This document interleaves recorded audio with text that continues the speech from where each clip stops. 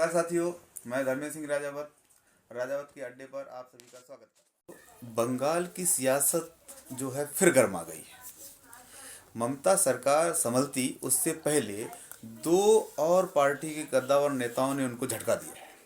अभी अभी कुछ समय पहले सूचना आई है कि बैरकपुर के विधायक शीलभद्र दत्त ने भी तृणमूल कांग्रेस की ममता को गहरा झटका दिया है। उन्होंने पार्टी के सभी पदों से इस्तीफा दे दिया है।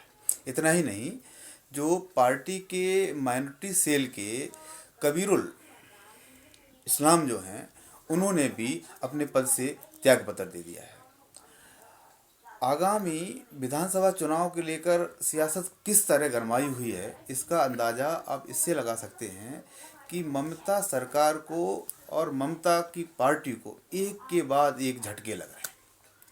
आपको जानकारी होगी कि ममता सरकार में कद्दावर नेता रहे शुभेंदु अधिकारी ने कुछ समय पहले अपने मंत्री पद से त्यागपत्र दे दिया था। इसके बाद उन्होंने गत दिनों विधानसभा में जाकर अपने विधायक पद से भी इस्तीफा दे दिया। कल उन्होंने पार्टी की प्राथमिक सदस्यता से भी इस्तीफा दे दिया था। उन्होंने मुख्यमंत्री को लिखे पत्र में पार्टी से त्यागपत्र देने की जानकारी दी। इसके साथ ही वर्धमान के कद्दावर विधायक जितेंद्र तिवारी ने भी ममता का साथ छोड़ दिया है। आपको पता होगा कि मेदिनीपुर में अपना खासा प्रभाव रखने वाले शुभेंद्र का झटका ममता के लिए कितना आघात देने वाला है, इसका अंदाज़ा इससे लगाया जा सकता है कि भाजपा के शीर्ष नेतृत्व से लेकर प्रदेश का नेतृत्व उनके स्वागत में पलक पावड़े बिछाए हुए हैं, दोनों बाहें खोले हुए हैं, उनका स्वागत करने के लिए तैयार है। भाजपा के प्रदेशाध्यक्ष दिलीप घोष खुद कह चुके हैं कि हमें शुभेंदु अधिकारी के पार्टी में स्वागत करने से खुशी मिलेगी। तृणमूल कांग्रेस के से भाजपा में आए मुकुल राय भी ऐसी ही राय रखते हैं और ऐसे कयास लगाए जा रहे हैं कि कल मेदिनीपुर में जब भाजपा के कद्दावर नेता और केंद्रीय गृह मंत्रालय के मंत्री अमित शाह जब वहाँ सभा करेंगे तो उस सभा में जितेंद्र तिवारी और शुभेंदु अधिकारी दोनों दिखाई पड़ सकते हैं। दोनों उस सभा में भाजपा का दामन थाम सकते हैं।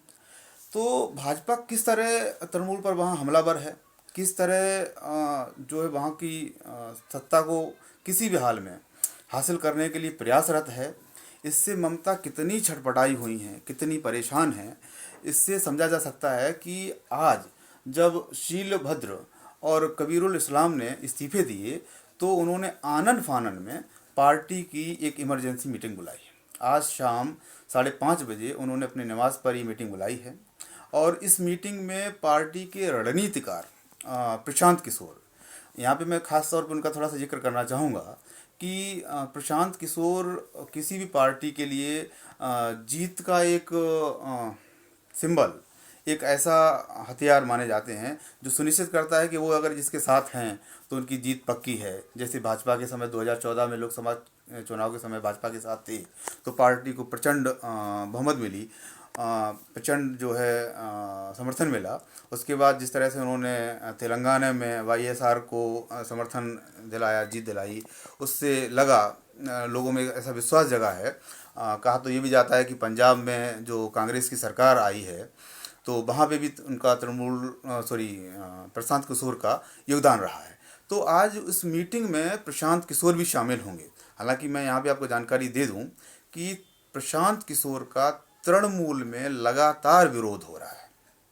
कई विधायक, कई नेता इस बात का विरोध कर रहे हैं कि प्रशांत किशोर पार्टी को बर्बाद कर रहे हैं, प्रशांत किशोर पार्टी को तोड़ रहे हैं, प्रशांत किशोर के आने से पार्टी को फ़ायदा नहीं हो रहा और 2021 में होने वाले राज्य के विधानसभा चुनाव में इसके दुष्परिणाम सामने आएंगे।